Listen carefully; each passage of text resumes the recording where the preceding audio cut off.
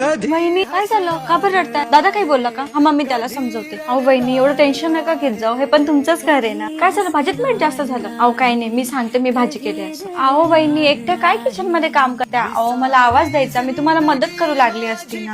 वहिनी किती ताप आहे तुम्हाला? चला आपण डॉक्टर कडे जाऊ, मी दादाला कॉल कर.